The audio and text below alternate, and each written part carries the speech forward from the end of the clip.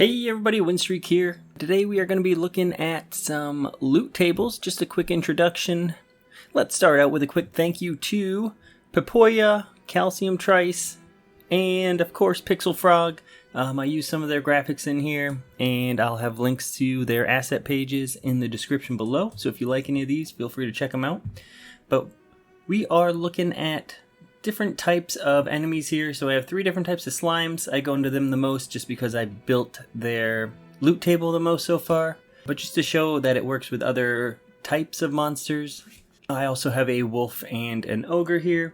So essentially, as of right now, if I click them, I defeat them, and it tells me what I defeated, and then tells me what type of loot I found, if any. I'm not tracking anything other than my slime materials right now, but this just shows that, okay, cool, we had the wolf, we had the ogre, and they have different types of leather they can find. And then up here I have my slime, so I have the original slime, and they will drop, I think water is the only option they have to drop. They can also drop nothing. There you go. So over here we can see I killed 4 of them, we got 2 waters, and then I have this slightly bigger slime called the king slime, which doesn't make much sense because I gave the other guy the crown. I digress. So he has multiple drops, and we can see up here he landed on 2 green oozes that time. This one gave me 3 waters. This one gave me 3 waters and a green ooze. Oh, and this one got a shiny ooze, so he hit a pretty rare 4th level, so these get rarer as they go down. And then we have our golden slimes, and they can drop even more and have a higher rarity. So as you can see right here, we just hit a golden ooze, so he hit the rarest one. And we haven't found any blue oozes yet, but it is all random, so. And then I added a feature to throw a sword. That way you can kill a bunch at a time. And the big slime doesn't die, he just blocks swords for us. So, overall we've killed 25 different guys. And we found 1 equipment, but I don't go into creating equipment yet. Just created a track for my logic to go down for when I do find equipment. Just materials right now is what I've been focused on. And you can see this falls down into the pattern of least rare to most rare with the numbers here. We have a lot, a medium amount, a smaller amount, and a very small amount. And also I set up to test how well this can withstand a lot of sprites. So we have here 10,000 sprites. But before we jump into that, we will do a quick look at the code. So it's super sloppy right now. This is just me testing out loot tables. I have never touched loot tables before, so this was my first attempt at making one, and then I plan on making a full game here coming up, and I'm gonna want a loot table in it. So this was just getting me the idea of how I wanted to run things, and my loot tables are these guys right here. I can actually pull these out so we can see more than one at a time. Yeah, so I have 4 loot tables, 1 for all the monsters up top here, and then 1 for the equipment, which, like I said, I didn't really do anything with yet. I just have a chance to get different types of equipment, with weapons being rarer, and then rings and necklaces being really rare. Since I don't use that much, I'll just get rid of it. And then I have my 2 materials. We have wet and skin. Yeah, I'll have better names in my real game. For now, these are skin mats, which we use a little bit. I did show we could hit, I think torn leather was the only one we hit, but we can hit different ones of these depending on our luck.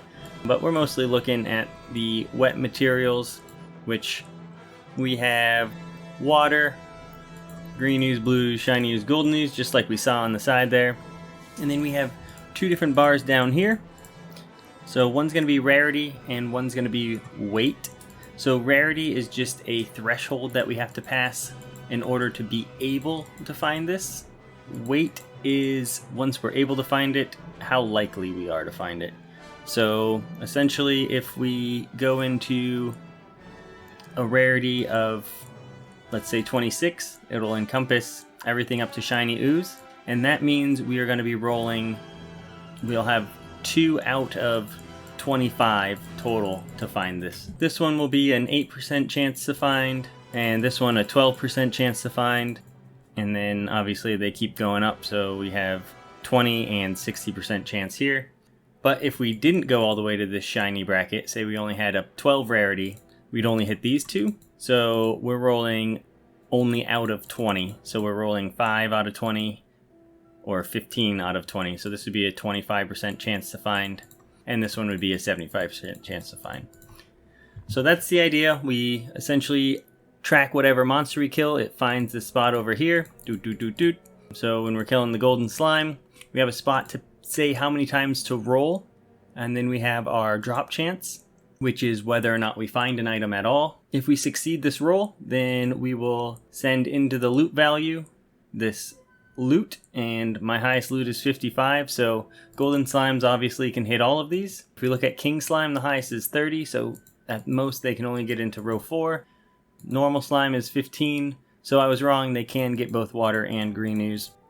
From there, it looks at whether or not it needs to roll for equipment, and slimes and king slimes, I have a 0 in there, so it doesn't do anything with equipment rolls. But golden slimes do. They have 1 roll into a 1% chance to get equipment, and we'll see a bunch of those hit when we do the stress test with the 10,000 slimes. Next we have an equipment value, gold, and EXP, and I don't do anything with those yet. I'm just holding them there. So that's the idea of it. I'd walk you through my code, but it's a little sloppy. I don't spend too much time in my quick projects or learning projects keeping it all organized because I stop right after I finish the mechanic. But I will let you guys download it if you want to look into it. Just remember these sprites aren't mine, so if you do use this, make sure you give acknowledgement to the actual sprite owners, which again will be listed below in the description. Now for the fun part, we can go ahead and run this again. So that's with 10,000. You can see all those plus ones. That's my equipment I'm finding. And like I was saying, a 1% chance out of 10,000. I found 108. That seems pretty legit. I can reset this and go again. That time I found a little less than 100. Sad day. But yeah, runs great. And this is doing checks on 2 different arrays each time. One for the equipment and one for materials. And it's running 7 pulls each time. So 10,000 times 7 times 2. So it's running 140,000 checks and doesn't seem to have any issues. It does bump into problems. I think 15,000 might be a little laggy. So we can come over here. Did take an extra second to pop up there, but not too bad. You can see a little stutter, so not terrible. 20,000. We'll click it, and there's definitely a delay there. And now if I drop them real fast, there's a big stutter. That leaves me with the ability to put 10 to 15,000 units with pretty much no issues yet. I doubt I'll ever have that many out in the game I'm trying to build at a time, though I do want mass amounts of them. But obviously as I keep adding more features of what they can drop and how in-depth the loot tables go, it will slow down a little more.